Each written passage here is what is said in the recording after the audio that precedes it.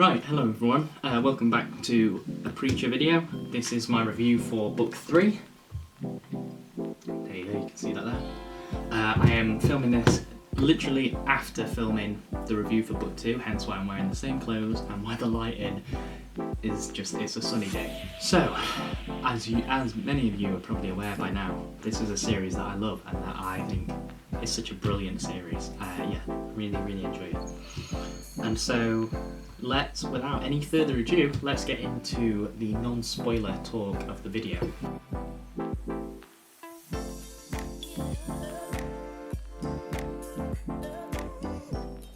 So this book opens with the backstory for the Saint of Killers, the character that we've seen terrorise Jesse and the gang for the last 2 books, and the character that we've seen as an immortal, invincible being, hell-bent on killing. We kind of got a bit of a backstory last time where he questions the angel about his wife and his daughter, but you really see that in this opening 4 issues that are his. It's just his backstory, and I think this actually was originally a short series that was just based on the Saint of Killers, the 4 issues. You see his time in the West, as a cowboy. You see the horrors of like gangs scalping people, and his story is that he's travelling to a town to get supplies for his daughter and for his wife, who are like really ill, only to get back and find them dead because he was delayed by the McCready gang. So then after that he has literally nothing to live for anymore. All he has is revenge for McCready for delaying him, and so he goes and he gets to the town again and kills pretty much the whole gang.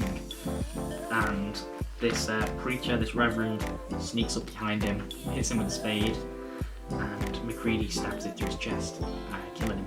But he goes to hell where he becomes the Saint of Killers. So that's basically the first half of this book. Then we move on to Cassidy's storyline, and we see him, as I mentioned last time, he's out running the police and he ends up in a river, much like the vampire that turned him, and it sort of shows that he is going down this pathway. You know, he's not the innocent guy that he once was. He's like now bears similar relations to this vampire that ultimately turned him. He meets another vampire called Icarus, or Icarus. It's spelled with an E.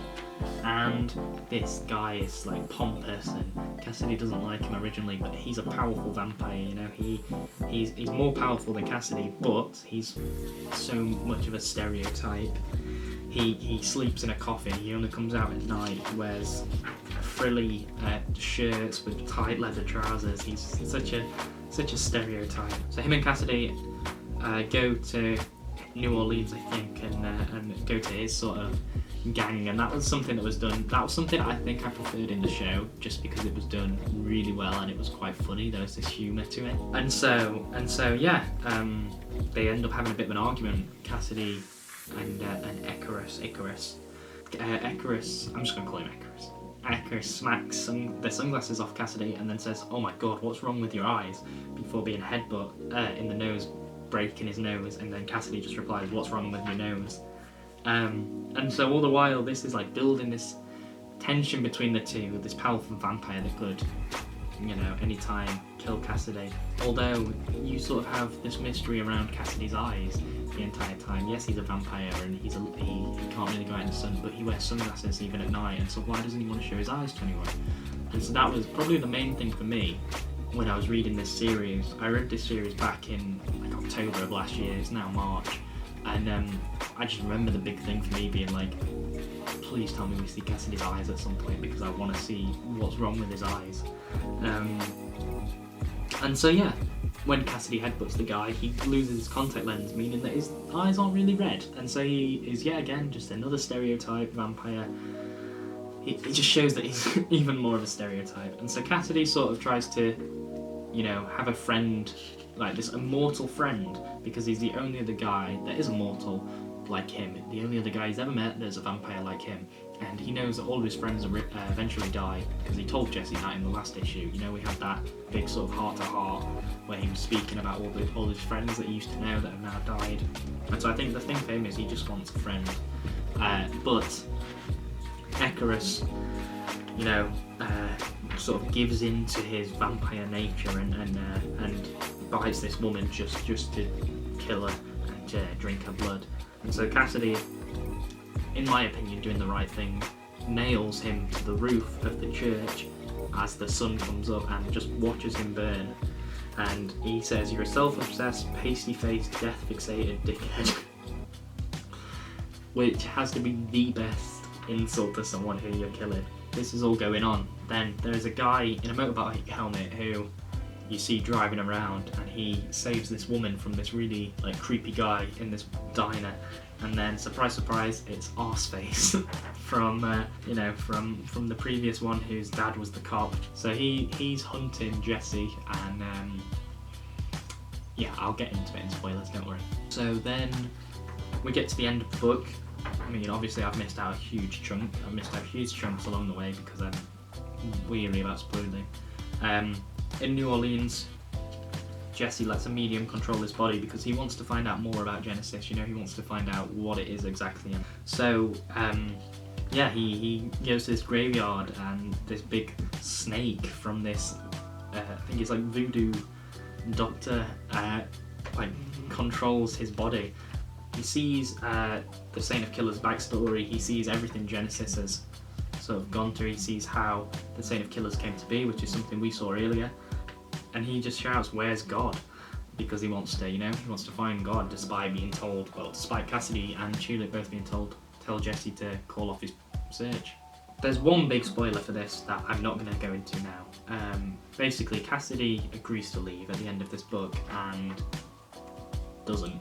You know, he agrees to leave, and Jesse and Tulip are driving off, and then all of a sudden he's, you know, he's on the side of the truck and he's not leaving. And you just see this panel of Tulip's face as Jesse tells him to get in, and she just doesn't want him to be there. So that's it for non-spoilers.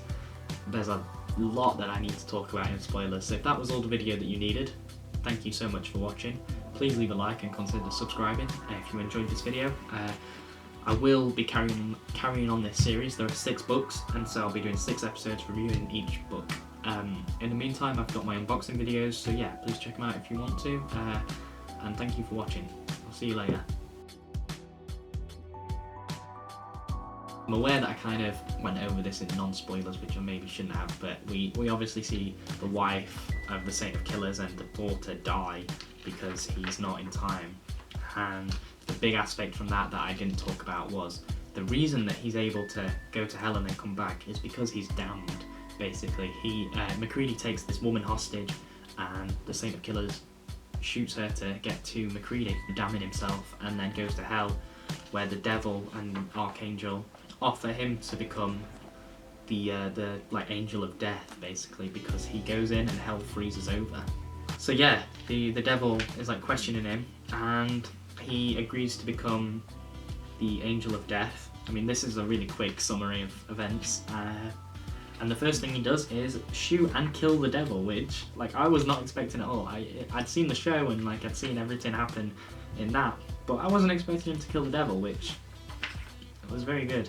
You know, he just shoots straight through the devil's head, splitting it in half, and then leaves hell, and goes back and kills MacReady and this preacher and the entire town. You get this sense of relief that he's killed this awful guy MacReady who killed him. But then he goes way too far and slays this entire town. You know, even the women, the children, just everyone. Something else I mentioned in my non-spoiler talk, which perhaps I went a bit too in-depth with, that was the whole thing with Icarus, however you say his name, honestly, and Cassidy killing him, and that was something that I sort of, he much like in the series, wants to turn all these people, he wants to turn everyone. Cassidy sees it as a curse to be a vampire. Icarus sees it as this like honour to live forever and to feed, and basically, like in the show, wants to turn all these people who are following him, and so Cassidy kills him before he can, and it's kind of like, it's in a weird, twisted way, almost like Cassidy's hero moment to defeat this guy. Then New York, Tulip and Jesse reunite after everything that happened at Masada, and yeah, nothing more happens there until obviously Cassidy tells Tulip that he loves her, which is probably the worst thing he could have done. You know, he tells Tulip that he loves her despite her being utterly in love with Jesse and Jesse being utterly in love with her. This drives a massive wedge between him and her, and Jesse's left sort of unknowing. And then you're introduced to this woman who has a picture of Cassidy and is, you know, hoping that he burns in hell, and shoots the picture and like tries to do some voodoo on it to kill him because of something he did to her. And you at this point you're like, Cassidy's a bad guy. Like, he is trying to drive out Jesse. You know, he's trying to steal Jesse's girlfriend. He's hurt this woman somehow. He's like, he's no good. He's not a guy. He's not a character to like, despite having this hero moment earlier on. As I mentioned, you get Jesse sort of going to the voodoo doctor and learning everything he can about Genesis, learning everything he can about the Saint of Killers. He learns about the Saint of Killers' backstory, which like shows obviously he murdered the whole town. He learns everything like that. So yeah, by the end of the story, the sort of vampire hunters who are after both Cassidy and Tulip for killing two of them find the grave and attack, and they behead Cassidy and attack Tulip and Jesse. And Jesse's in this trance, so he can't use the word of God, so it's up to just Tulip to sort of defend him. Jesse comes out of this trance and he's about to be, you know, he's about to be beheaded because he's at sword point while they're telling Tulip to, you know, come out or Jesse's gonna die. And so Tulip shoots the radio that's playing a tune that's kind of controlling Jesse. Jesse escapes, manages to escape the guy with the big samurai katana, and just fights these guys without using the word of God. You know, he doesn't need to, he just fights all of these guys in this like ultra brutal, violent fight scene. And then we come towards the end of the book, and Arseface, who was in New Orleans with Jesse and Tulip after trying to kill Jesse Custer, finding him and then not being taken seriously and just joining their gang. He's in New Orleans with them and ends up singing on this rooftop and gets signed to become a rock star, which is very interesting. So yeah, we get to the end of the book. Cassidy says goodbye to Jesse. Jesse and Tulip are driving away, and it looks like, you know, they're going to live happily ever after on their quest to go find God. It's just Tulip and Jesse, because Cassidy said that he'll leave. You know, he said that he loves Tulip, but he doesn't want to do that to Jesse, so he's going to leave. And then, surprise, surprise, he doesn't. He just gets back on the truck and he gets told to get in by Jesse, and so he's still joining them, despite how awkward things are with him and Tulip, despite him loving Tulip, despite everything that's gone on, and how it's going to make Tulip feel. He decides to carry on and go with them. This was a really interesting book for me. I know I've gone over it very quickly and sort of sped through a lot of the intricate details of it, but it's a great story for me. Done much better than it ever was in the show, I think. I mean, like, you have the Saint of Killers backstory in the show, which is done really well, and the Children of Blood, but like in this, it's great. And there's so much more in-depth things to the character that Garth Ennis writes. You know, he writes about these intricate characters that, are you supposed to feel good for them? Are you supposed to feel bad for them? You know, Jesse's the protagonist, but he does all this like horrible, violent stuff when he needs to survive. It's probably a bit over the top. And Cassidy is like this like slimy vampire guy who's like trying to steal Jesse's girlfriend by the looks of it, although he saves these people from being turned into vampires because he knows it's a curse. And then you have Tulip, who's like, yeah, she's in love with Jesse. Cassidy tells her he's in love with her, but she can't tell Jesse because that's going to ruin their friendship and it's going to ruin everything that they have between them. And she's like this kick-ass woman that's like, you know, so capable on the outside, while on the inside she can't tell Jesse or Cassidy. Well, she can tell Cassidy to leave, which she does, and he agrees to, but she can't tell Jesse, the man that she loves, like what Cassidy said to her. So yeah, that's my review for this. I am aware that in my book 1 I rated it 4 stars, and in my last video for Preacher Book 2 I completely forgot to give it a rating. So I have to say that for Book 2 and Book 3 I give them both 4 out of 5 stars because they're just great books. Aspects of it was done better in the show, but overall I enjoyed the book because it gives an in-depth look into these characters, and I'm very excited to review the end of it because obviously I've finished reading the end of it now. I finished it back in October, and most of you who are watching this, hopefully if you're watching this you've read Preacher or you know how it ends or anything like that, and so I hope you're excited for me to review the end of it because I am. So yeah, that's it for this video. Thank you so much for watching, if anyone is still watching. And if you enjoyed this video, please leave a like down below, leave a comment, let me know what you thought, and yeah, consider subscribing if you want to, if you don't want to miss out on my next Preacher review or my next comic unboxing that I have on the channel. Yeah, so that's all for today. Next week I will be releasing my review for book 4, so stay tuned, and that's it. I'll see you all later. See ya. Bye.